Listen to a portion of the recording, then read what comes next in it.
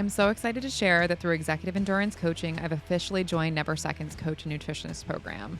Never Second is a science-driven performance nutrition brand built specifically for endurance athletes. I've personally been using their fueling system for years in my own training, and I love how simple, precise their approach to carbohydrate fueling is for runners, cyclists, triathletes, you name it. And today, if you want to try Never Second for yourself, our listeners can get 15% off by using the code GRIT15 at checkout. GRIT 15 at checkout. Just head to never2.com and start fueling your training with intention.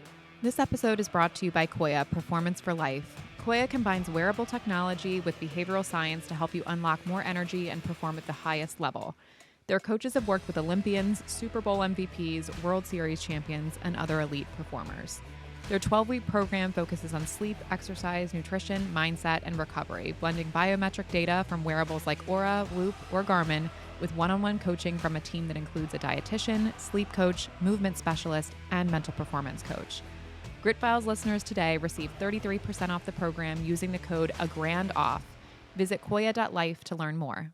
Welcome to the Grit Files. I'm your host, Laura Reynolds, and today we have an awesome guest, fellow John Carroll graduate. I have to say it. Every time we have one on here, I have to call it out, even though we shouldn't be giving them the credit. But Hillary Livingston is with us today.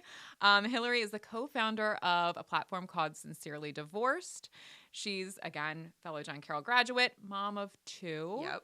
And a proud divorcee. Yes, we very proud. Hillary, welcome to the Grit Thank Files. you. So good to have you. So for some context, Hillary and I did go to school together, and that's kind of how our worlds collided. One of the teachers from John Carroll suggested that we meet because Hillary had created this really crazy group that has really taken and it's grown. It's what it was intended to be, this small, intimate group, and now it's 317,000 followers. You have events, you have Facebook groups, all of the support things. So definitely I wanted to get in here to talk to the Grit followers because I know that there's a lot of people that are in this space of having gone through a divorce, they're going through a divorce, they're considering a divorce. And having been in that spot and in that spot myself, it's lonely. Yeah. It can feel really lonely, even though we know that there's a lot of people going through it. It still feels really isolating. Yeah. So we love that you created this community. Hillary, take us back to it before we get into what Sincerely Divorced is now and what its intentions are. Take us back to the beginning. When did you get married? So I got married in 2015. I had been dating my ex-husband for about 4 years, and it was that time period where like all of my friends and all of my peers were getting married. Oh, yeah. That was the year of it. Yes, getting married, buying houses, starting to think about starting a family, and I think that I got really caught up in that timeline of like when you're supposed to be doing certain things instead of below the timeline. Oh, because that traps everybody. It really does, especially women. Yes. Yeah. And, I think I was like more caught up in that than like figuring out, okay, what do I actually want in a partner? Yeah. What qualities do I need to bring? Like what qualities does this person need to bring to the table? And what qualities are they looking for from me? And I don't think I stopped. I know I didn't actually stop and ask that. And, here I am, years later. But I think that happens to a lot of us. I don't think it's uncommon. And I think too, the whole idea that marriage is 50-50 is kind of like not a great one. It's 100-100. You have to give like 100 on both sides to marriage. So really thinking that somebody else is going to make up that other 50% is really kind of self-sabotaging. It really is. And it also too, like, especially like just speaking of from the perspective of being a woman, like we learn like happily ever after happens when you found that person, but then you don't really like know what to do after the wedding, right? Like what happens after the happily ever after? And like, then we're also taught like marriage is hard, relationships are complicated, but like when does complicated become toxic? Right. And when does it become like a square peg in a round hole situation? And that is kind of like what happened sort of with my marriage in just different variations throughout the years, because we were constantly coming up against that. Like we are two really different people. A lot of other things happened too, but like I mean, ultimately, I wish that I would have focused more on like, what do I actually want, and not, what am I doing because I think people want me to do this. Yeah. That's a big one. I feel like we kind of got to put that out there, is that I think women in particular make a lot of decisions based on what everybody else wants for them. I definitely found myself in that space where I was like, this is what my parents want for me. They want so badly to be able to have their friends to a beautiful wedding. And even the weddings then, we're getting, I think, away from it now, but even traditionally, weddings have not really been like our friends that come. It's our parents. Oh my gosh. Parading us around like, look at my child getting married.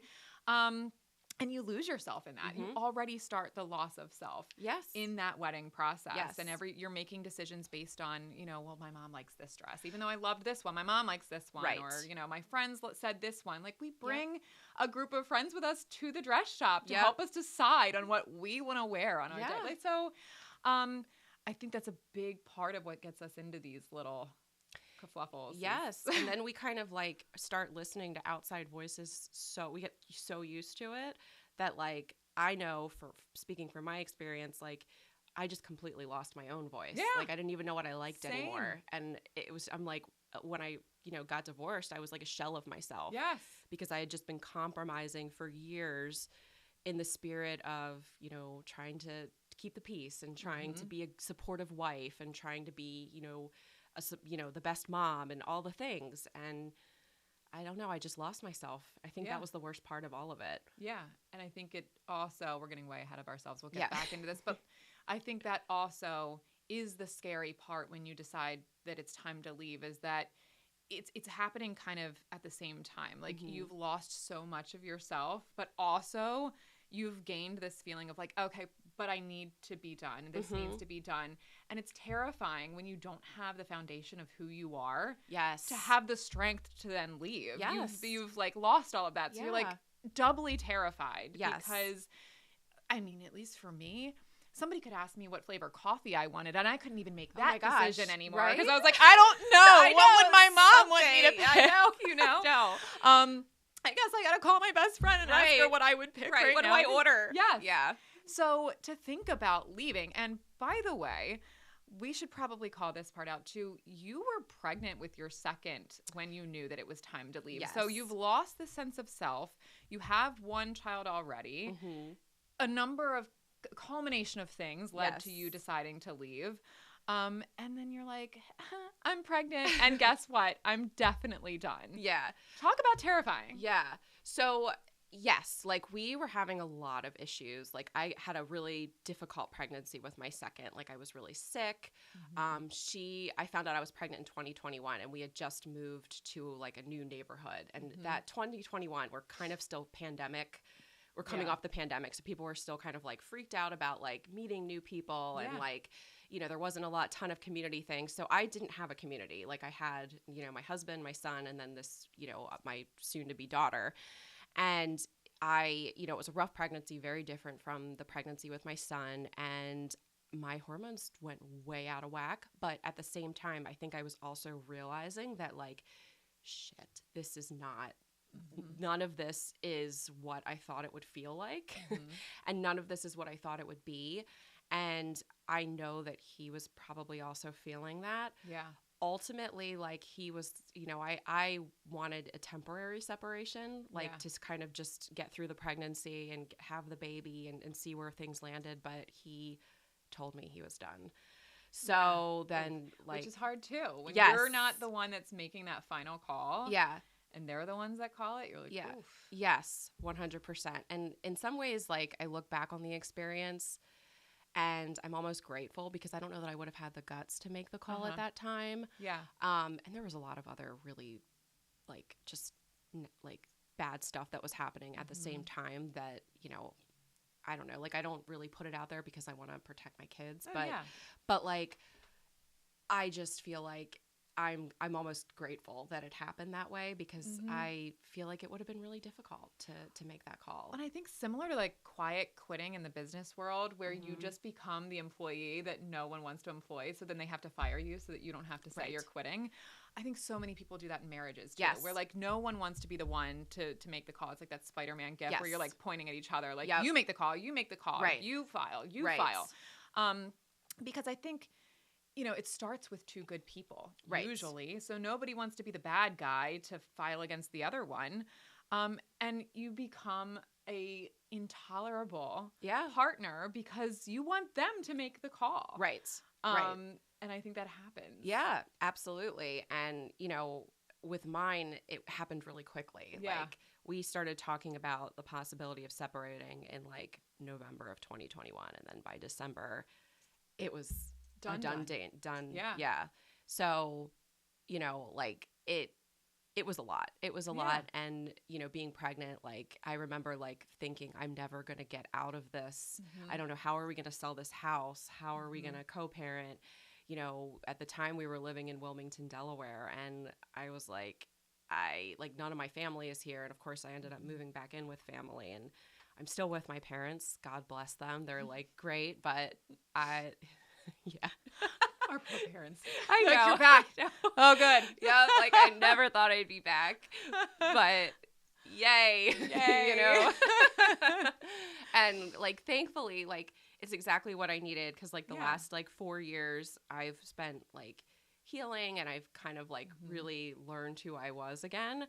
And with like, if I had the pressure of like, trying to go back to work, trying to, pay for rent or pay for a mortgage or whatever, like I couldn't have done the inner work that, has gotten me to where I am today. So I'm really grateful for all of it, even the shitstorm that happened. Yeah. Because I'm in a place now where like I am more authentic and more aligned with who I really think I am than I would have been otherwise. But it was a journey. Yeah. For sure. Well, and it's cheesy, but it does get worse before it gets better, I think. Absolutely. And I think just for anybody who's sitting in it, we've talked about this during our pre-call, but I think it's important to kind of name the actual emotions that we go through, because I think when you're in it, it gets so bad sometimes that you're like, oh my God, who am I to be thinking this right now? Like, we talked about that very real feeling of like, God, if a bus were to come and hit me today, literally, it might actually be doing me a favor. And when you said that to me on the call, I got chills, because I was like, oh my God, I have found myself in that same feeling where I'm like, this would be so much easier if I, died unexpectedly, got hit by a bus, got a disease, got the plague. Anything felt like it would have been more manageable than what I was having to feel and navigate throughout that. Yes. So I think it's important to call that out and know, like, you are absolutely not the first or last person to be thinking those level of dark thoughts throughout this thing, because it takes you there. It really does. And it was scary. Like, it was so terrifying. And like, then I felt guilty for having those thoughts, right? Because then we have the guilt of like, well, what's wrong? Like, why can't I just get it together? And it was really because my body was like telling me like, this is toxic. Like, you are never going to be happy in this situation if you do not get out of it. And, thank God, like, seriously, thank God, because I'm just so much happier now. Yeah. So much. My life doesn't look like what I thought it would look like. Our brains tell us the worst case scenario. So you did finally make this decision to leave. It sounds like it happened pretty quickly. What was the hardest feeling during that time that you were telling yourself and you needed to move through to finally make that call and say, I'm out? Like, we're doing this. I think it was a moment, like, I'll never forget the moment I was in therapy, and I had gotten so like, I was just in like complete survival mode. Like, I was breaking out in hives on my body. Yeah. And I remember like going to see my therapist, and she looked at me like, and she was asking me, I don't even remember what she was asking me, but like, I couldn't make a decision. I could barely even speak. It's a real thing. And decision fatigue is literally. And I was like a deer in headlights about like literally everything. And she looked at me and she was like, I don't normally tell people this. She's like, but if you do not like remove yourself from the situation, I'm not saying permanently, but I'm saying temporarily, like meaning the marriage, like, I don't know what, you're never going to get through this, because I was so just completely drained and so completely like, I didn't know which way was up. And that was one of the days where I was like, where's the bus? Like, right. You know, like not really. Come and get me, I'm ready. But kind of like, Yeah. You know, and it was, I think that was like what really jolted me. Like, okay, this is a professional who's seeing you. It's not your family. It's not your friends. It's somebody who's seeing you just kind of clinically and more objectively, and you're a mess, and nothing needs to change, and it's not what you want. It's not what I wanted. But, you know, it had to happen. Yeah. It had to happen. For sure. And I think we stay for all the right reasons, you know, Absolutely. like you don't want to, nobody wants to admit that it didn't work. That's No. like, I think the hardest thing is like, wow, it didn't work. And maybe people told you beforehand that it wouldn't, maybe they didn't. But like, it isn't even the disappointment in yourself necessarily, but like letting other people down was a big one for me. I was like, oh my gosh, I'm going to be such a disappointment to my parents. I'm going to be such a disappointment to the people who had faith and believed in this thing. Yes. And oh my God, I'm tarnishing this happily ever after for people, because I was such a believer in marriage. Like that. Yeah. Was, Same. I grew up with not necessarily the full blown Pinterest board, but like I believed that it was a magical thing. Yeah. We grew up on Disney movies. Yeah, what? Liars. Disney, we've got a bone to pick with you. I really do. I'm like, my daughter's 4, and I'm like, I'm going to be so cynical watching like movies with her about that. Like this.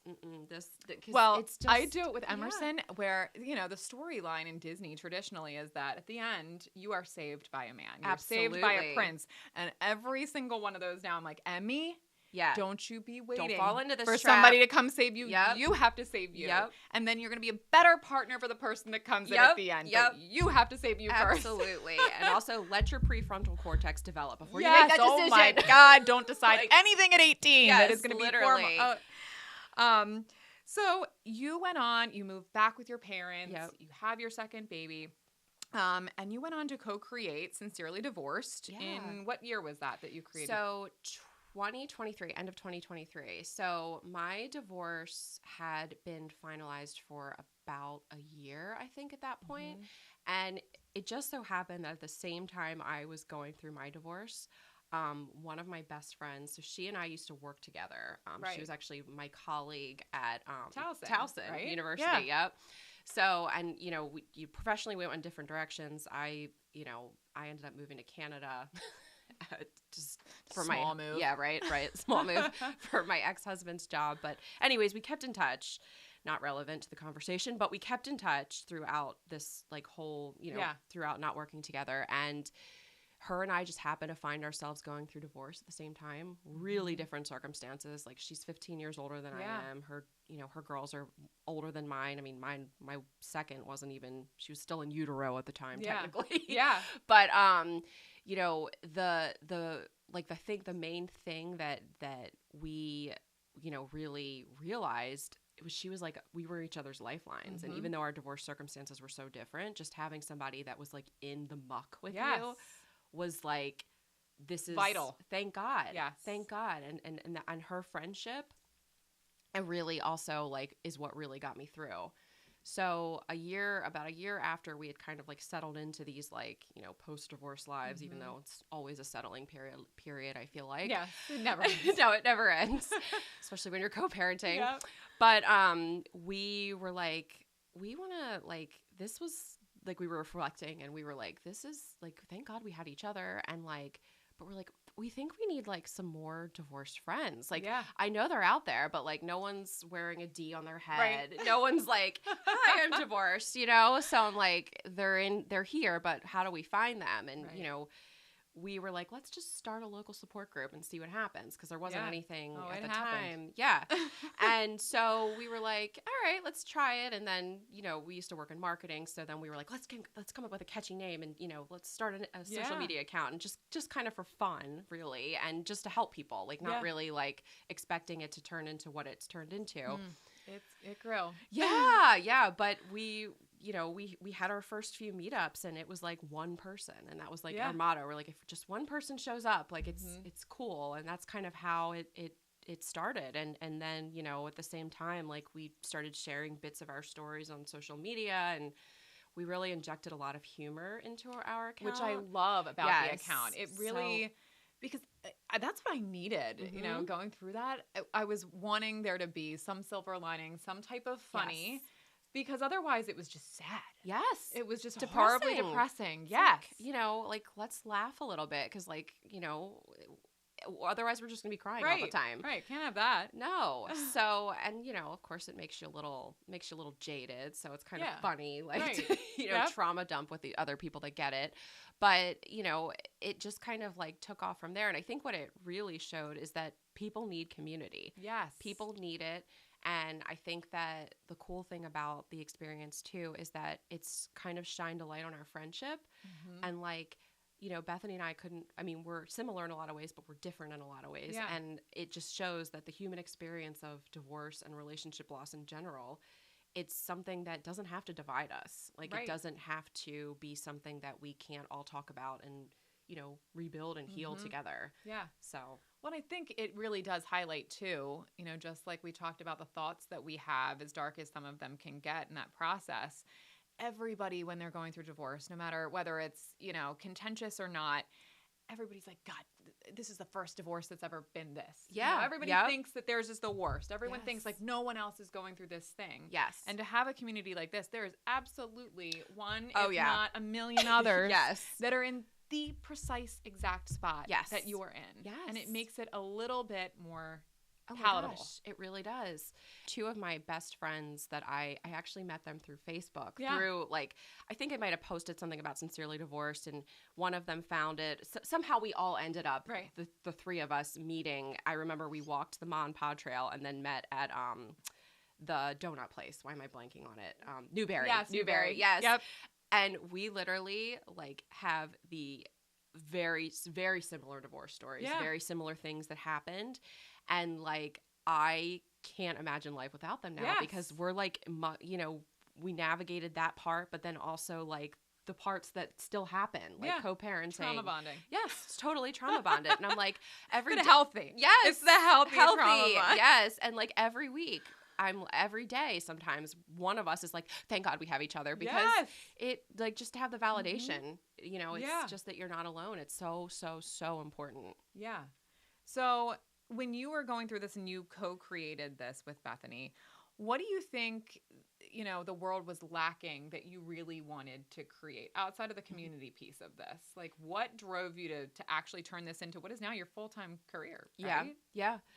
I think one of the biggest, so I'm thinking back to, like, when I was kind of, like, healing from, like, you know, right after I separated and the divorce proceedings were kind of going on, and I, you know, I started to really, like, because for a while it was like the logistics of the divorce, right? There's a lot of logistics involved. And then it's kind of like this period where that's kind of stuff is already in motion, and then you're kind of stuck with all your thoughts and all your reflections.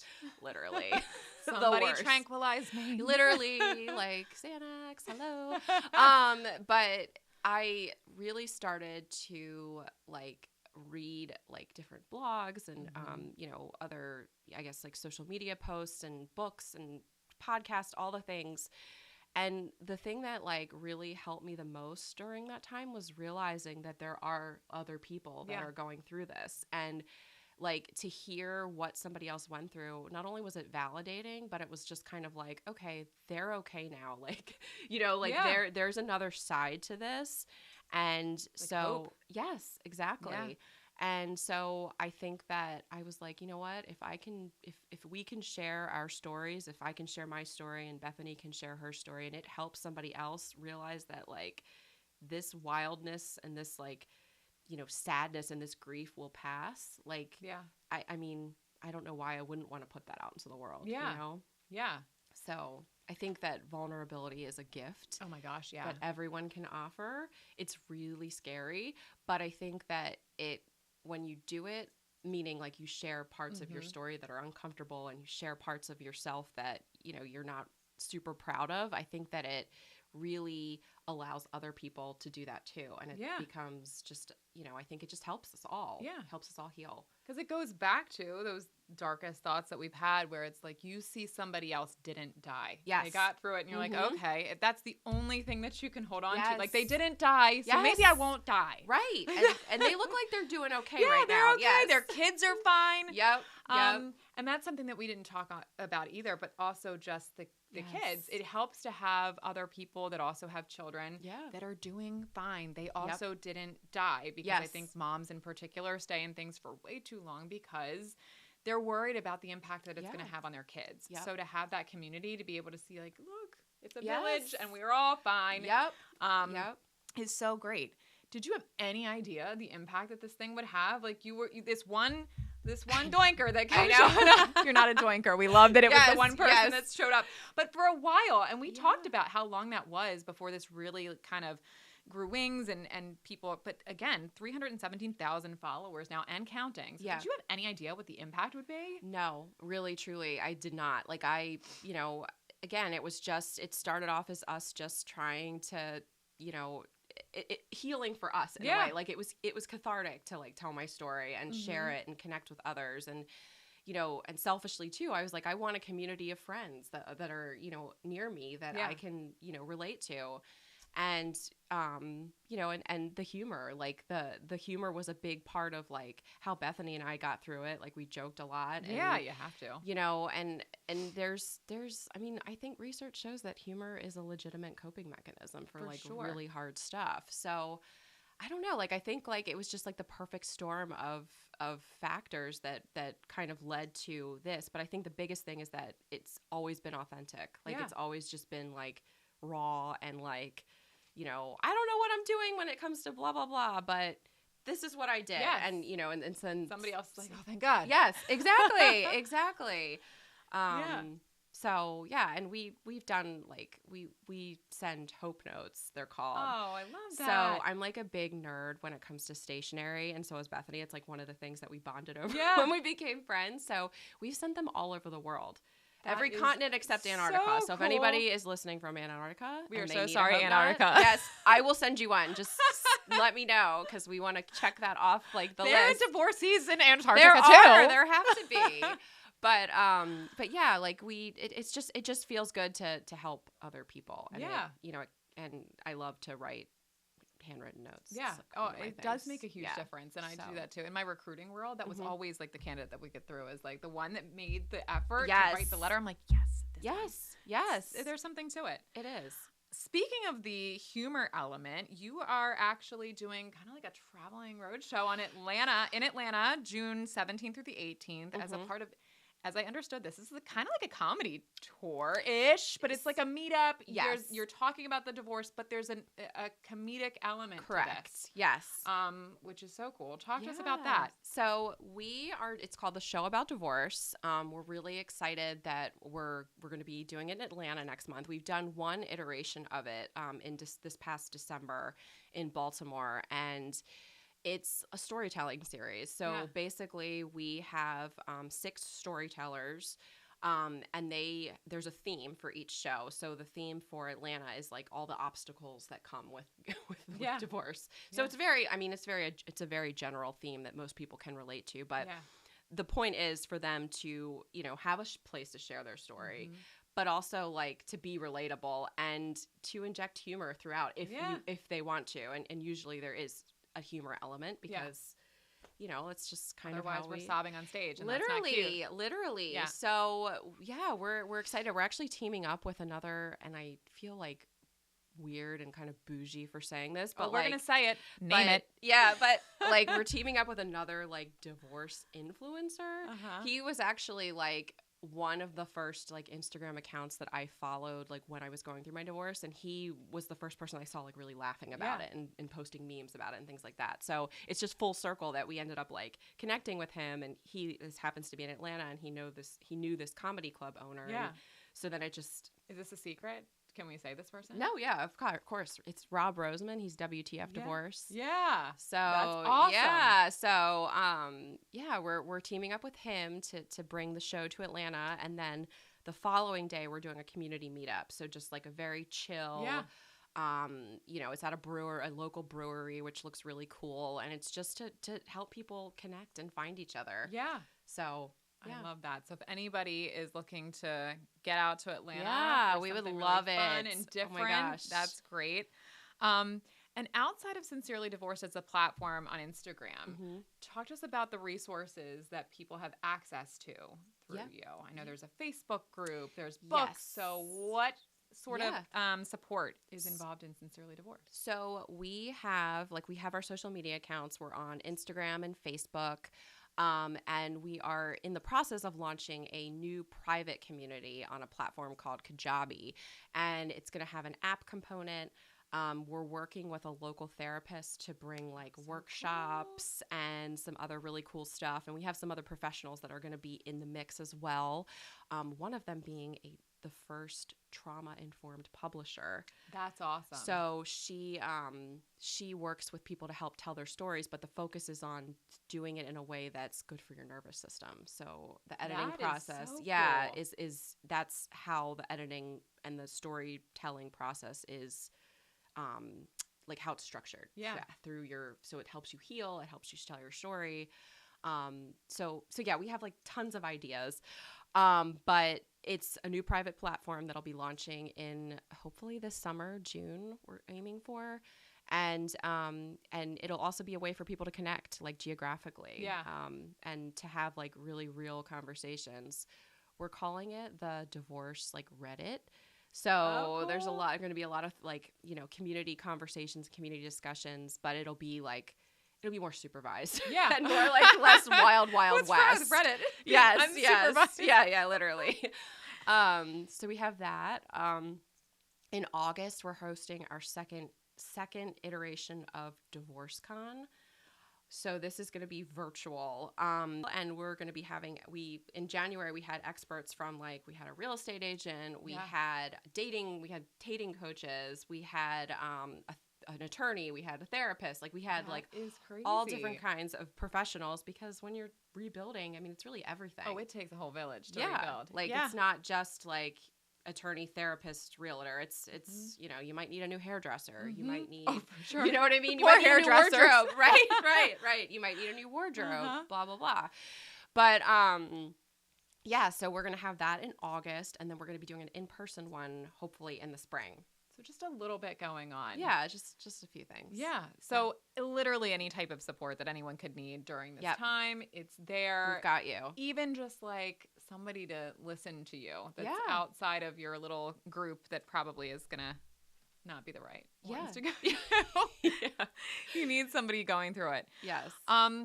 Before we close, I want to talk about a post that I had seen of yours that actually I sobbed reading it, because I was like, oh my gosh, I remember this feeling. Yeah. So I think that it's important to put it out there for somebody who feels this way, especially the women out there. Yeah. You talked pretty candidly about your desire to be chosen, and that was a really big thing for you when you get married. And I think that goes back to the whole fairy tale thing. Yeah. And this idea that oh God, you are so lucky to be chosen. So surely you wouldn't leave if you were chosen for this. We all know that there's before divorce and after divorce. So what have you learned about this need to be chosen, and how has that changed for you since then?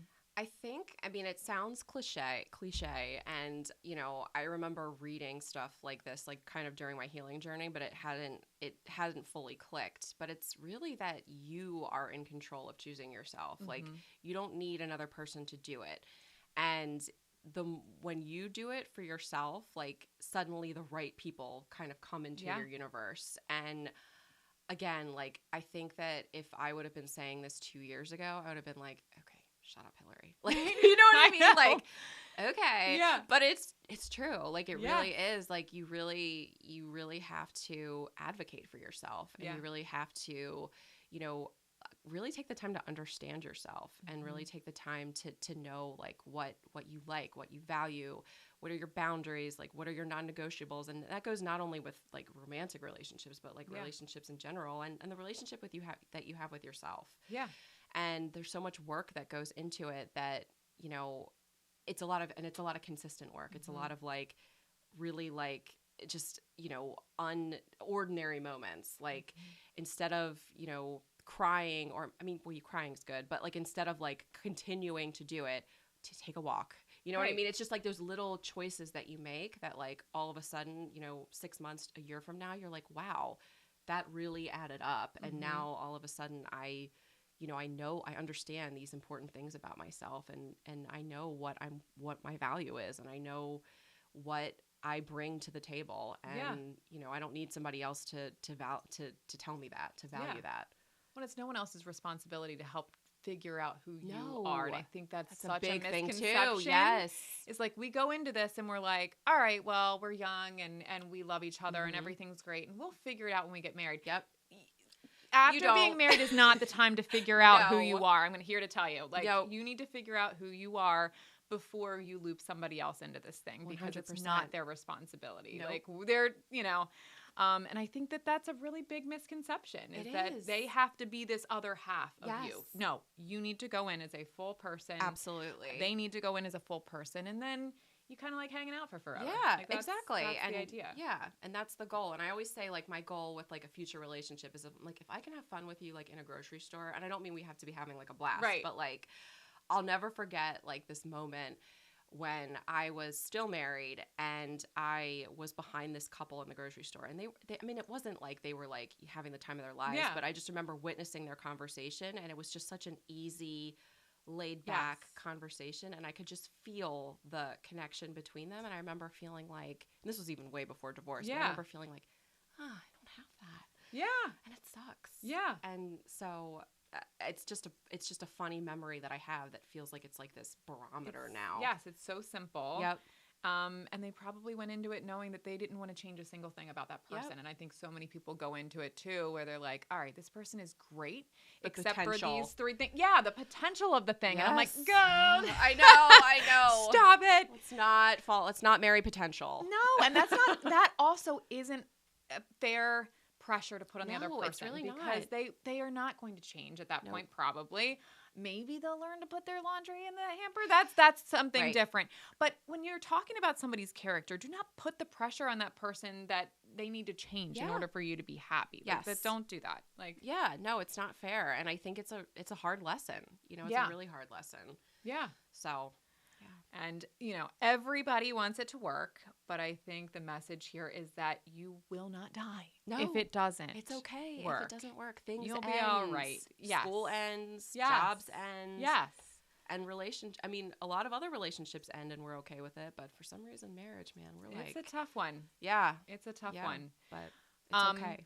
So for anyone that is maybe going through it right now, thinking about it, they're, you know, on the tail end of the logistics process of it, what's the one piece of advice that you would offer them that you wish you would have had when you were going through that time?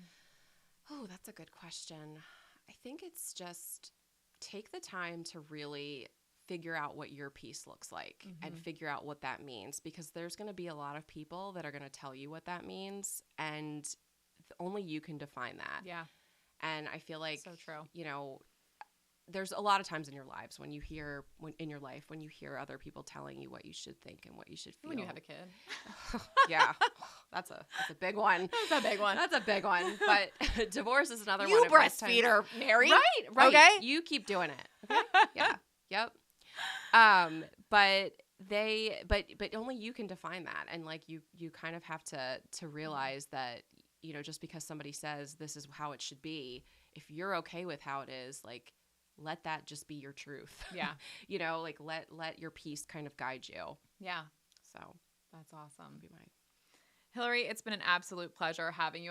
I'm so excited to follow along and see what this thing Yeah. turns into. I can't wait to see how the tour plays out and all of that. It's Yeah. really awesome what you're doing, and I Thank think it's you. so needed, and I'm sure that there are so many people that are really grateful to have it there, Yeah. myself being one of them. Yeah, I mean, I'm grateful because like I said, I've healed a lot and learned a lot just through all the amazing people that I've met throughout Yeah. this journey. And I just, you know, I can't imagine like not doing it now. Yeah, So I love it. Love to see it. It's such a needed thing.